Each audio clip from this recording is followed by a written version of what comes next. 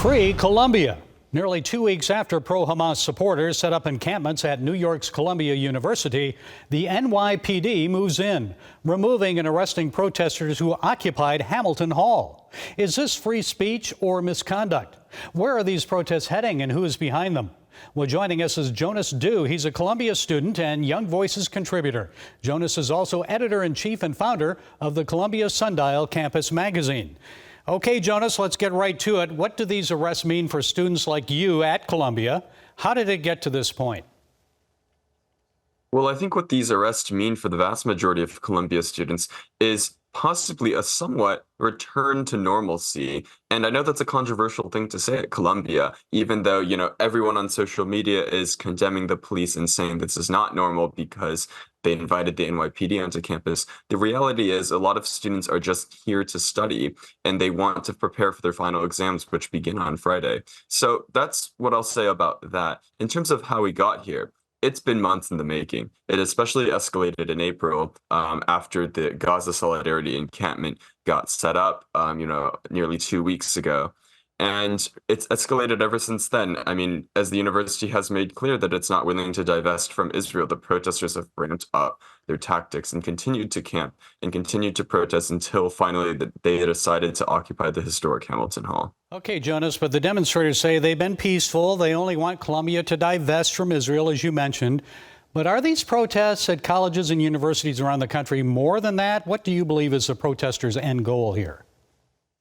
Well, first, I'll say that whether the protests are peaceful or not might even be the wrong question we should be asking, because a lot of things are peaceful, but they're still against rules and they're still against laws. And that's exactly what we've seen with the encampment and the protest. Yes, the occupation of Hamilton Hall was mostly peaceful, right? There was only a couple isolated incidents of force being used, but at the end of the day, occupying a building is still unlawful activity. It's still not within the bounds of free speech. It's not protected speech under any code of conduct.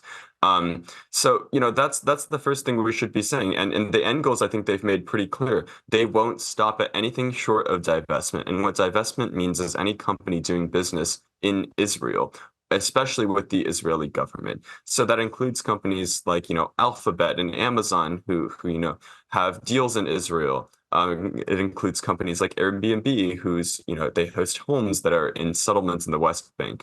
But it also includes companies like Shake Shack, which is, we have a location right around campus, and they're like boycott Shake Shack because they're opening locations in Tel Aviv, and they see Tel Aviv as occupied Palestine. Well, the NYPD police commissioner says professional agitators are involved in these protests. So you're an investigative journalist. So what have you found out? Who's behind this?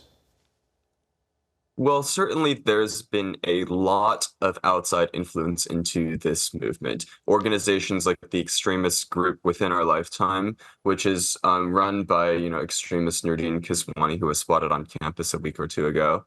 It's also, New York Youth Palestine Movement, right? All these other nonprofits. If you just go on the Instagram page, which is where they do most of their, communication. If you go to the Instagram page of, Students for Justice in Palestine, you'll see that almost every single one of their posts is in collaboration with a couple other accounts.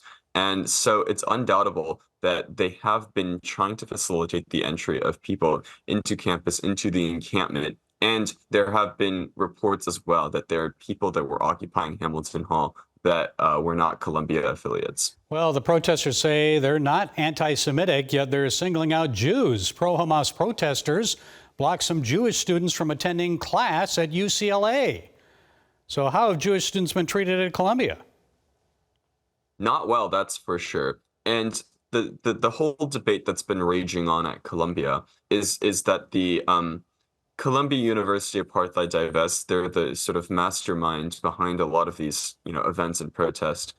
They have consistently made attempts to assert that, no, what we're saying is not anti-Semitic, it's just anti-Zionist. And as proof, we have a lot of Jewish people that are supporting this movement, and Jewish Voice for Peace, for instance. And while there is some truth to that, the reality is they have a huge image problem on their hands when they host, when they have as organizers students like Kamani James, who said things like he wanted to go out and kill Zionists, right? These are just calls for violence. There's also people saying anti-Semitic things against Jews, for instance. And, as a result, they've had this huge image problem on their hands. And it's not clear to a lot of people whether or not they're truly being genuine when they say they're not anti-Semitic. Well, quickly then, is graduation going to proceed without interruption? What do you expect?